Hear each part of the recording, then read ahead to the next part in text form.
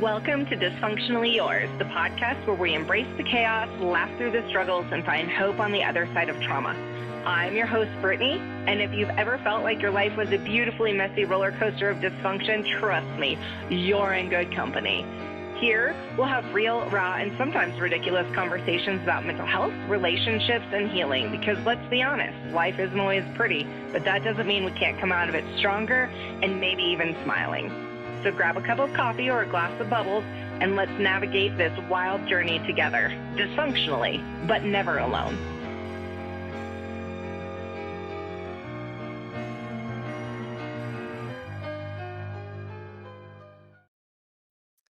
Welcome back, friends, to another episode of Dysfunctionally Yours. I'm your host, Brittany, obviously. How was everybody's week? My week has been fine. It's been great. It's been lovely, I suppose. It's been a little chaotic and a little up and down, and it had some really nice bright spots and some things I'm excited about. So that's all well and good, right? Who could ask for anything more? I also was able to spend a lot of time reflecting on the concept of like impact versus intent in communication. And I think that was really um, some profound reflecting that I did. And I've really already kind of seen the, I guess, the impact of taking notice of impact versus intent. And we can do all kinds of things and we can say all kinds of things and have all of the best intentions in the whole wide world. And that doesn't actually mean that that's how they're landing, that's how they're impacting other people. So I've spent some time with that concept and toyed around with it a little bit in my own brain. And I really think that I have appreciated the feedback or the things that I've noticed in doing so. So that's been nice. A little bit of being mindful of my own self. um so I want to just jump into it with an ache and relief of the week. My ache of the week is I sent a text to my cousin yesterday, and I said my toxic trait is my hyper independence. That is my toxic trait, and I'm going to acknowledge it. I'm going to acknowledge it. Maybe I need a support group for it. I don't know, but that is my ache of just realizing how hyper independent I am and the negative consequences of that. So, yay. My relief of the week is I was talking to my son Caden, and he was like, "Hey, it's going to be gorgeous out tomorrow. Let's go for a sunset paddle after work." And I was like, "Cool, yeah." I thought we were done for the season. So whenever he pointed it out that it was going to be like 86 degrees, I'm like, "Yeah, let's do it." So I got off work, and him and his girlfriend's son came and met me out at the lake, and we paddled, watched the sunset. It was so much fun. We had a great time, and it was also very cool to be able to throw a tiny human onto the paddleboard and, the excitement of little kids. So that was fun. And that was probably my relief. I think I have a lot of reliefs, but that is going to like stand out as like this highlight of things. So that was lovely, actually. So I also wanted to circle back. Last week, there was the question in the AMA about what my kids think of the podcast and if they would ever be on it, but I didn't have their response back yet whenever I recorded. And so I didn't get to add that. Obviously, they did respond to me later on, and I figured I would still share that. So, um, Corbin's like, "Yeah, sure, why not?" Which I kind of figured that would be his take on it. It was just this, "Yeah, sure, why not?" Caden's response to it, he didn't actually answer if he would ever be on it, but his response to it was, I love that you have found something that you enjoy doing and using what you have for good. And I was like, oh my God, this little gem of a human, right? So I thought I would share that. And that, that's just lovely. So, with all of that, I have been moving, and I just moved, and I moved all by myself mostly. At least it started out that way. And this is where the conversations about like, oh, this is my toxic trait, this hyper independence. And this is also what led me to being like, you know what, we're going to make a podcast episode on this hyper independence. Where does it come from? How does it impact us? It was supposed to be an episode on trust, but in pivoting the way that we do, this just seemed appropriate for what was going on this week for me. I'll get to that one next week. And this probably segues lovely into it.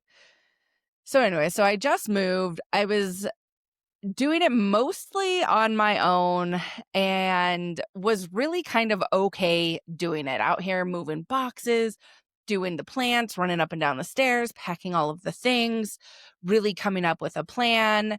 My plan fell through several different times and I had to pivot in that sense. And so in doing all of that, I'm like, you know what? It doesn't matter if anybody helps me. I moved cross country all by myself. Nobody helped me pack. Nobody helped me load. Nobody helped me get cross country. Nobody helped me plan. Nobody did anything. I did it all by myself. So it's like, if I could do it once, I could do it again. And so I was like, whatever, I'm gonna do it. Now, I will say, not because I had to. I had people at work offer to help me. I had people at work offer their children to help me. Like, I got a bunch of teenage boys. They all need something to do. They can help you. And I'm like, yeah, sure, sure. I also have my own adult children that I had said something to in passing and been like, hey, this is the plan on this day. And then I circled back to him and was like, just kidding. Plan fell through. Let's push it out. And like, didn't even think anything of it. And then life happened, as it does when you live in my family. Life happened. And I had to pivot so fast and come up with a whole new plan and a whole new solution. So while I was like leisurely moving, like piece by piece, little by little, taking my sweet ass Brittany time to do it, things changed. And I suddenly am like, oh, fuck, I no longer can do this all by myself. And then I'm freaking out. I'm literally crying as I'm carrying boxes because I was like, I can't do this alone. I need help. And it's like causing me to cry, actual tears, because hyper independent. So anyways, so I'm like, why am I this way? Why am I like this? Why are we like this as people with this, like, I got this mentality? Like, where it's like a reflex. It's a reflex. It's not even a mentality anymore. It's just like, oh, things happen. I got this. I got this. Don't worry about it. I got this. Don't worry about it. And it's like, but why? Why? When it comes to moving, I will say I didn't want to ask for help because nobody wants to help you move. So why am I going to ask somebody to help me do something that I know that they don't want to help me do? Whereas if it was something else that they might want to help me do or that it wouldn't inconvenience them horribly, then it might be like, okay, I'll ask for help. So I think in my journey of healing, I have gotten a little bit better about asking for help a little bit, but then I also am quick to like skirt out of it. Never mind. I'll figure it out myself. Don't worry about it. I don't want to inconvenience anybody. So for me, as I'm thinking about all of this, for me, I think that I got this mentality, this hyper vigilant independence is coming from, like, for me, probably the survival from trauma. I am a number one problem solver, and it works for me in so many ways. It works for me at work. It's worked for me at work for a long time. It's worked for me as a single mother. It's worked for me in so many ways where I'm like, number one problem solver. I got this. I got this. Don't worry about it. And I take pride in that. I take strength from that. And so I think I am already hyper independent, and then I do something and I am successful in it. And then that fuels the cycle to be like, see, I do got this. I got this.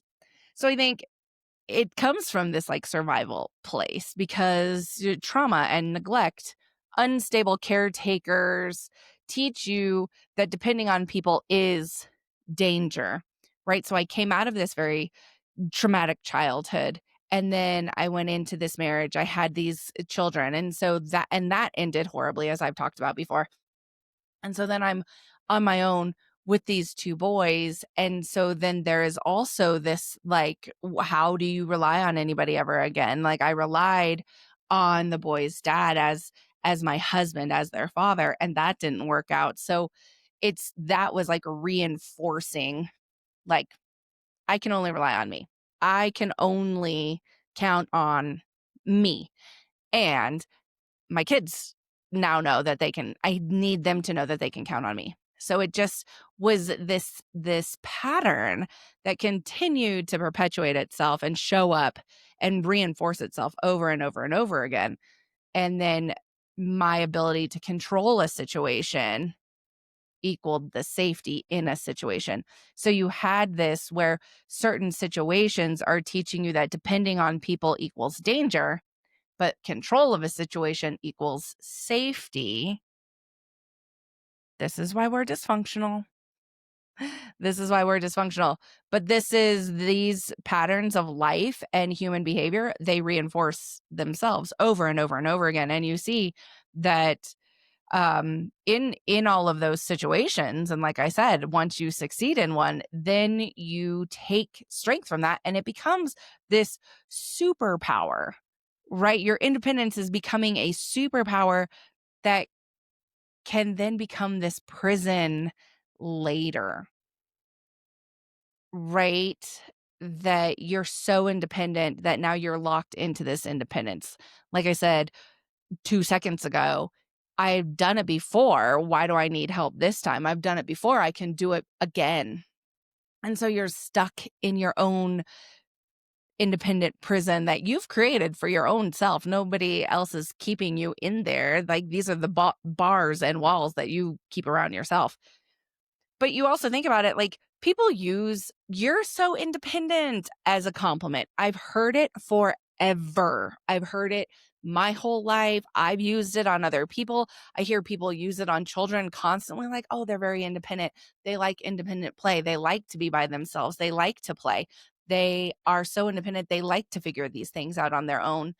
Um, and whenever you do something and you're successful in doing it, and people see that, they're like, oh, you're so independent. Like, that's incredible. You don't need all of these other people. And that starts to put, like, it's a compliment. You're like, yeah, I am. Yeah, I am. And it continues to push this negative thought. Like, it's not a negative thought process when it starts, right? You're like, oh, yeah, I am really independent. That's very cool. But it just continues to push it into this probably unhealthy territory where you're independent, but do you always have to be? Do you have to be? And usually as adults, the answer anymore is like, no, you don't have to be, right? You're an adult, that you have the ability to make friends. You have the ability to choose a partner. You have the ability to reach out and ask for help. Your world is so much bigger than it is when you're a child. As an adult, you have access to resources. You have access to transportation or the internet or things that you just didn't even know existed as like a child, right? You have access to these things. You don't have to be so independent all the time, but we do. Like it just stays that way. So you become this adult, and hyper independence looks like strength, but it's really just a like a trauma version of muscle memory. Is it really strength, or is it just this thing that you do? You're so used to doing it, you're going to keep doing it. You don't even think about it anymore. You just kick into action. That's muscle memory. So that's kind of how independence starts to show up if you don't check it. It's constantly showing up in so many different ways. And like, raise your hand. Raise your hand if these other ways show up for you, right? You won't ask for help even when you're drowning. Not at work, not at home, not in a family, not when you're moving.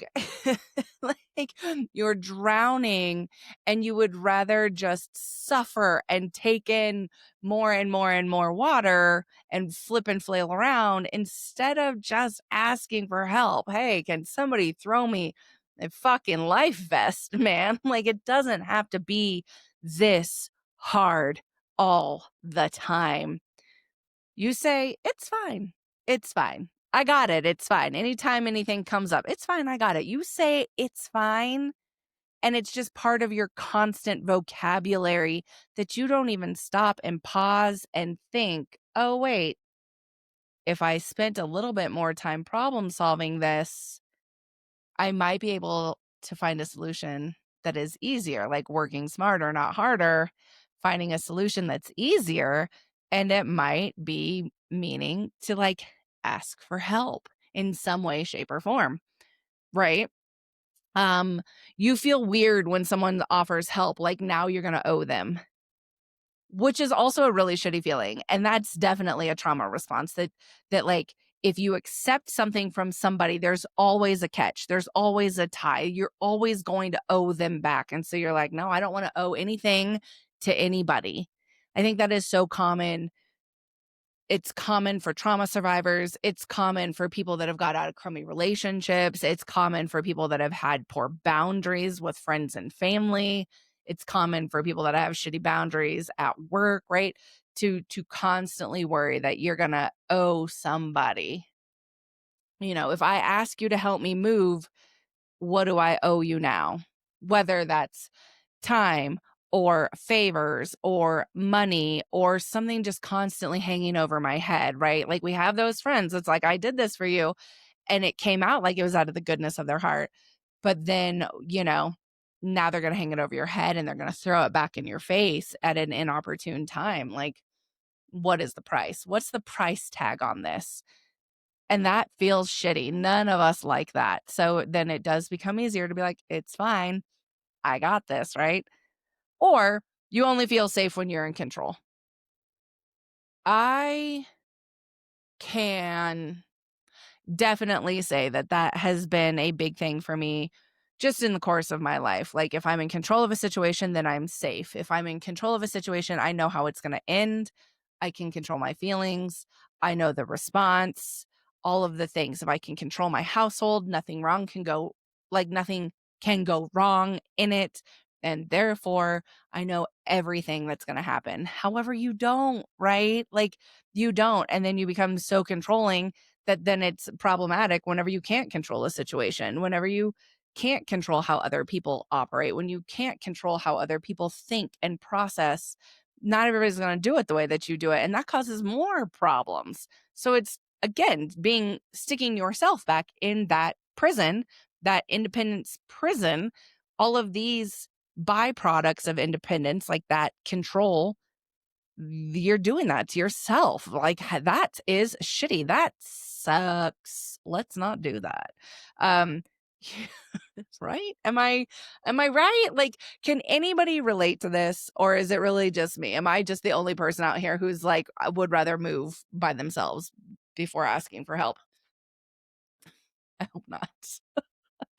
um I some of us collect other things. Some of us collect candles or plants or cats or whatever. People collect all kinds of things. And then there's others of us that just collect responsibilities that we don't need. Because why? Because we're so independent. And we'll just take it on. It's fine. I got this too. You don't need to do that. Why are we taking on more than we need to? We don't need to carry those burdens alone. Because why? Because there's a cost to carrying all of that on your own. And some of it, right? If we look at my example of moving, I did more work on my own than I needed to. And that's just like manual labor, right? And that sucks. Okay, it's not gonna end me, but could it have been done twice as fast? Probably. Could it have been done with less effort and my body might not hurt as bad today? Probably. But there's that. But there's other costs that comes in being hyper independent as well. And that's there's loneliness in always being the strong one. And I can say this confidently as well. I am the strong one. I am the strong one in my family. I'm the one who's going to take on as much as I can. I'm the one who's going to try and step in when I can. And it sucks. Like you put yourself in a different kind of situation and it can be very lonely and it can be very isolating and it can be very frustrating and aggravating as well. But that's the situation that you're putting yourself in. You don't need to do that. Um, so that's a cost. There's cost in grief of never getting to just be like cared for.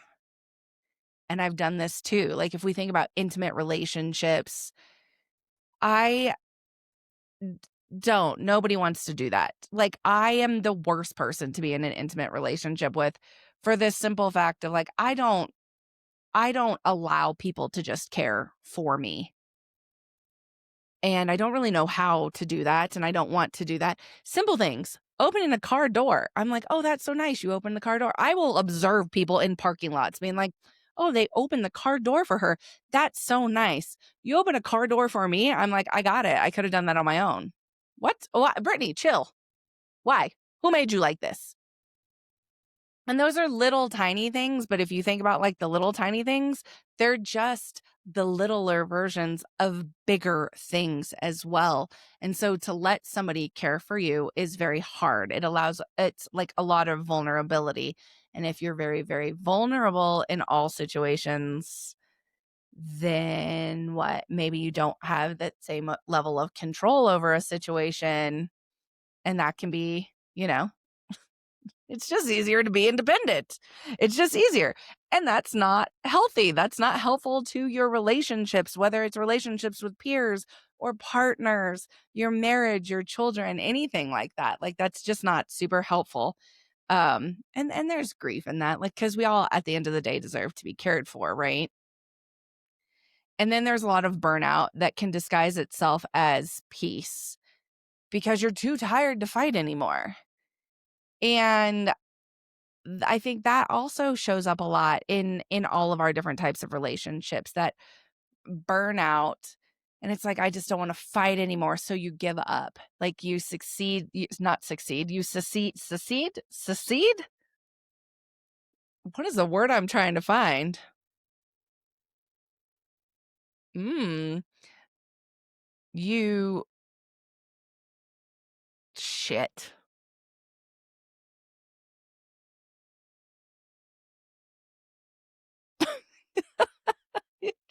I'm gonna give up on this one too. You just give up because it's just easier to do that than to fight through it. And that can lead to like our boundaries getting like all fucked up and stepped on and stomped on, and again, just not getting the help that we want, not getting the help that we deserve, not getting the care that we deserve. So there's a cost to being hyper independent, and none of that is good. Like that all really takes a long-term toll on us as people, as human beings that need others. Like people need people, and that takes a toll on that. Sometimes independence isn't the freedom that we think it is. It's isolation dressed up as confidence. I really believe that there is a large part of me personally that finds a lot of freedom in my independence. I get to do what I want and say what I want and go where I want and live how I want. And people are like, "You're so independent. I love your strength. I love how independent you are. Like, I love that you're this big, strong, powerful woman, blah, blah, blah, blah, blah." But then, and I love how confident you are. Like, these things go hand in hand. These words go hand in hand. I know my last partner used to say it to me all the time, but then, like, that just really took this massive toll because I'm not going to let you care for me. And some people, that's what they want to do. Like, there are nurturers in the whole wide world, and, like, that's what they want to do. That's what they're good at. That's kind of their role that they choose for their own self. And to be hyper independent and not allow somebody to do that for you, that harms them. Like, you clearly have two very different love languages there, but like, it looks different to other people looking in on that. And you can be looking at the same person, and I can see freedom in all of my stuff. You can see confidence in all of that. But then the other side of it is I'm probably a little bit lonely because I won't let somebody care for me the right way.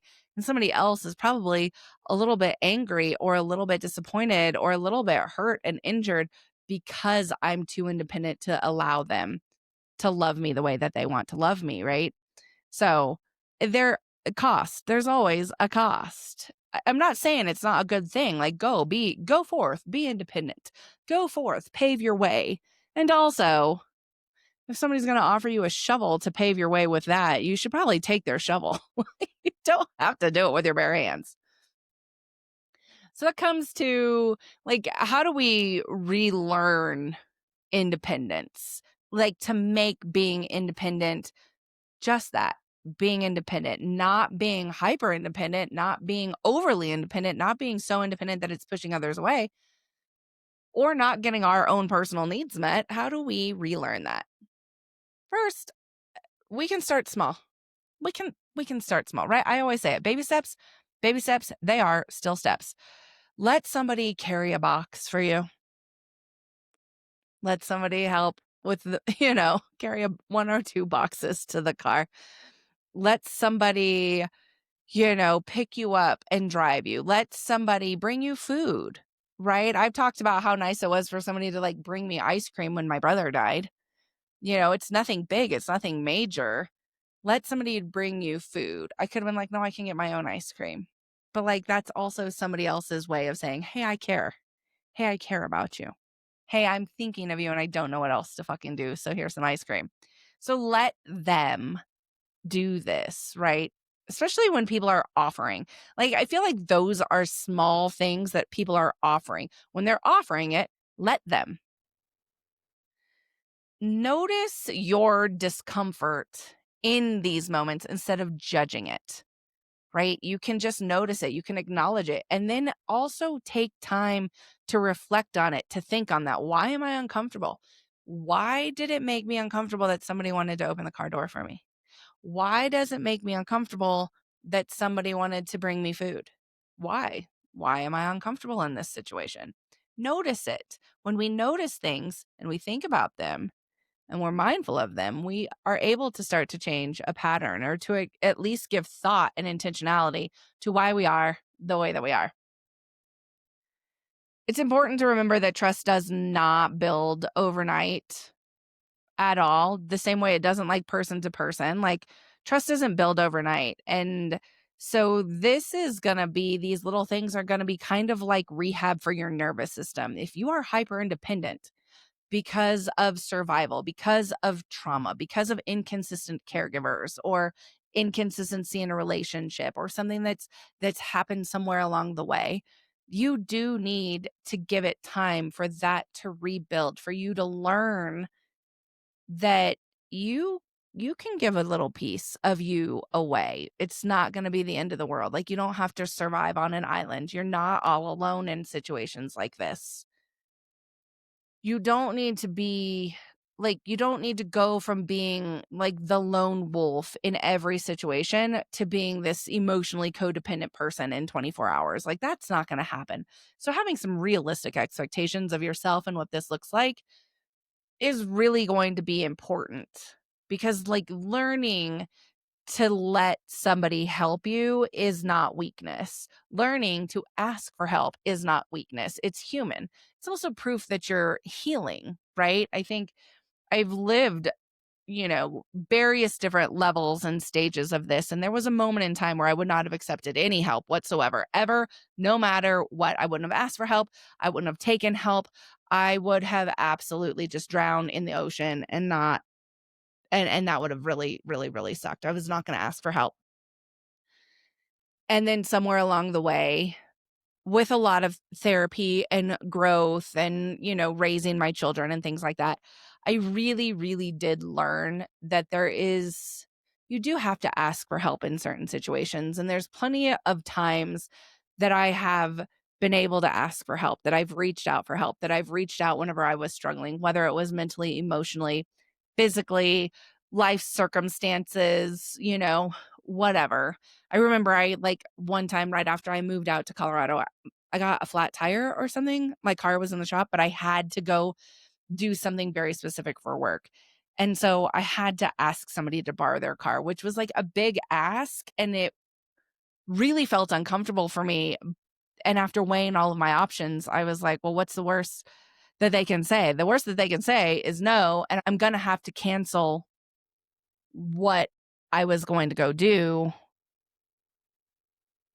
And my other option is just cancel what I was going to go do. So I'm taking a chance here. I'm going to get told no, and I'm going to do what I thought I had to do anyways by canceling. Or they're going to say yes, and I get to go about my day the way that I had to, and I don't have to reschedule everything later. So it ended up working out. I got to go do what I needed to do. No big deal. It was really uncomfortable for me. And also sometimes I just have to sit there and think like, what's the worst that they can say? No. Okay. What then? Then I figure it out again on my own. Like, then I'm back to square one, but could have gotten some help. So I want you to sit here. I want you to think about it. What is something ridiculous you've done to avoid asking for help? Big, small, just something. Or what does independence look like for you? Is it strength or is it survival? I think if you're still in the point where independence is solely survival, we have some more work to do. We have some more work to do. And again, it's not always. It's not like I just said, I can ask for help in a lot of different ways, but when it came to asking for help with this move, I really did not, even though it was offered to me. I was like, no. And then I didn't want to ask for any help. And like I said, it wasn't until I said mostly. I said I did it on my own mostly. I did it on my own mostly up until the very moment that shit went sideways for me and I couldn't. And I needed help immediately. When I am crying over this and realizing what am I about to lose if I don't do this and do this now, that's serious. And, so I did. I reached out to a couple different people. I reached out to my cousin for some help there. I reached out to my kids and I was like, I really, really need your help.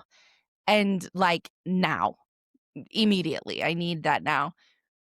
My son did show up. I will say, and I couldn't have done this, and I would have been devastated if he didn't show up. My desk weighs probably 600 pounds. And even taking it apart, piece by piece by piece, the lightest piece is probably 100 pounds. The lightest piece is probably 100 pounds. So it's incredibly heavy. It's incredibly bulky. It's incredibly awkward. And it is incredibly special. And there was just no possible way I could have done it without help. And the idea of not having the help and having to leave it behind would have been absolutely devastating. Absolutely devastating. And something that I was just not I can't do that. So it was what am I willing to give up to ask for help? And so choices had to be made. And they were. And it all worked out. Like I had my cousin came in clutch. I had to make some choices in that, but like my cousin came in clutch.